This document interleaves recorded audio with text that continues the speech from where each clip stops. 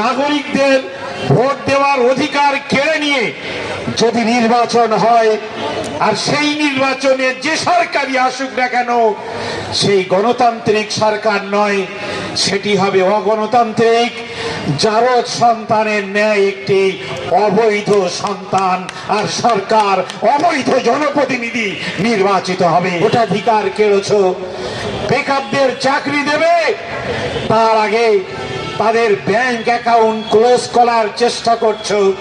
যারা দরিদ্র অসহায় মানুষ, তাদের তোমরা রেশন বন্ধ করে দেওয়ার জন্য রেশন কার্ডের কেওয়াইসি চাইছো।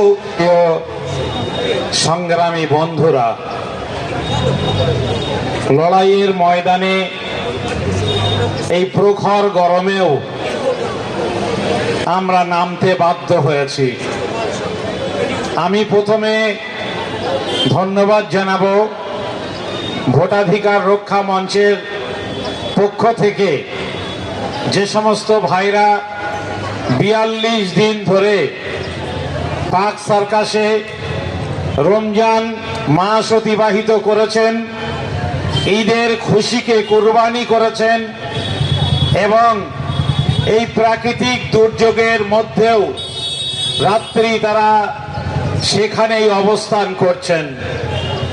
একই সঙ্গে আমরা স্মরণ করতে চাই, আজকে আমাদের দেশের সংবিধান প্রণেতা, যিনি ন্যায়ের মানদণ্ড তৈরি করেছিলেন, গরিব থেকে ধনী, সাগর থেকে পাহাড়, সমস্ত মানুষের অধিকারকে সুরক্ষিত করার জন্যে আমাদের দেশে এক মহান সংবিধান রচনা করেছিলেন।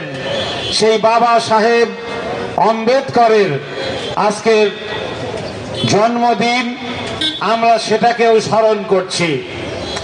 আজকে স্বাধীনতার ৮০ বছর অতিক্রান্ত করতে না করতেই দেশের স্বৈরাচারী সরকার তারা আমার আপনার ভোটকে কেড়ে নিয়ে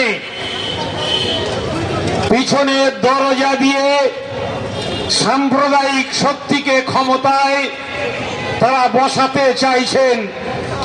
অনেক ভাই তারা অঙ্কের কথা বলেছেন, সাবির ভাই তথ্য উপস্থাপন করেছেন, আমাদের পাশারুল ভাই ভোটার কার্ডের এপিকের কথা বলেছেন।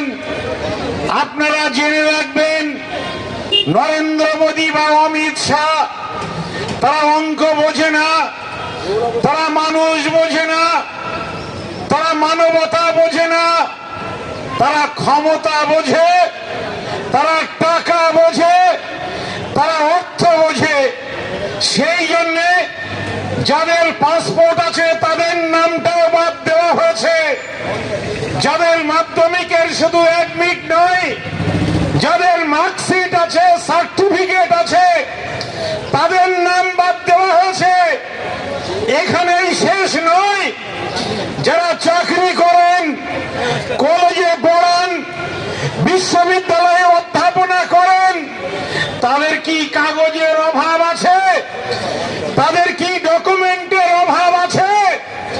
তারপরেও কিন্তু এই মানুষগুলোর নাম নির্বাচন কমিশন তারা বাদ দিয়েছেন ইচ্ছাকৃতভাবে, যুক্তি দিয়ে নয়, তর্ক দিয়ে নয়।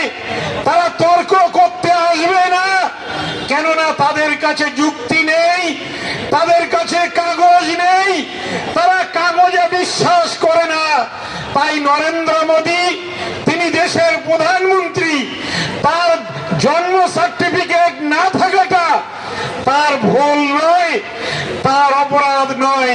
কিন্তু যে মানুষগুলো ফ্লাইওভারের নিচেই বাস করেন, যে মানুষগুলো সুন্দরবন এলাকায় বাঘের সঙ্গে লড়াই করে বাস করেন, যে মানুষগুলো আইলান আর আমফানের দুর্যোগের কারণে যাদের সমস্ত কাগজগুলো ভেসে চলে গিয়েছে, আজকে তাদেরকে বলছে তোমাদের অন্যের প্রয়োজন নেই, তোমরা এখন কাগজ দেখাও।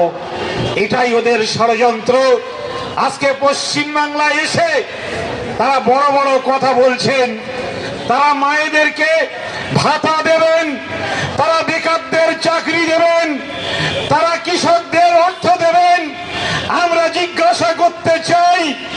যে রাজ্যগুলোয় তোমরা ক্ষমতায় এসেছো সেখানে তোমরা কি উন্নয়ন করেছো? আজকে এই পশ্চিম বাংলায় তোমরা লক্ষ লক্ষ মানুষের ভোটাধিকার কেড়ে নিয়েছো, আর পিছনের দরজা দিয়ে স্বৈরাচারী পন্থা অবলম্বন করতে চাইছো। বেকারদের চাকরি দেবে, তাদের ভোটাধিকার কেড়েছো। বেকারদের চাকরি দেবে, তার আগে তাদের ব্যাংক অ্যাকাউন্ট ক্লোজ করার চেষ্টা করছো। যারা দরিদ্র অসহায় মানুষ, তাদের তোমরা রেশন বন্ধ করে দেওয়ার জন্য রেশন কার্ডের কেওয়াইসি চাইছো। তোমাদের এটি ষড়যন্ত্র। তাই স্বৈরাচারের বিরুদ্ধে, ওরা হিন্দু না ওরা মুসলিম, জিজ্ঞাসা কোনজন, কান্ডারি বলো, ডুবিছে মানুষ, সন্তান মোরমার। আমরা যারা ভারতের সন্তান, অধিকার প্রতিষ্ঠিত করার জন্যে আমরা বাঙালি না হিন্দি ভাষী, উর্দু ভাষী না মারাঠি জানি না, আমরা যারা মানুষ, মানুষের জন্য লড়াই করব। এই ভারতে যারা স্থায়ীভাবে বসবাস করে তাদের সকলের ভোটাধিকার যতক্ষণ না আসবে ততক্ষণে লড়াই চলতে থাকবে। আমি আপনাদেরকে ধন্যবাদ জানাবো আর বলবো, এভাবে যদি নাগরিকদের ভোট দেওয়ার অধিকার কেড়ে নিয়ে যদি নির্বাচন হয়, আর সেই নির্বাচনে যে সরকারই আসুক না কেন সেই গণতান্ত্রিক সরকার নয়, সেটি হবে অগণতান্ত্রিক জারজ সন্তানের ন্যায় একটি অবৈধ সন্তান, আর সরকার অবৈধ জনপ্রতিনিধি নির্বাচিত হবে। আর এটা ভারতবর্ষের গণতন্ত্রের ইতিহাসে এক কালো অধ্যায় তৈরি করবে।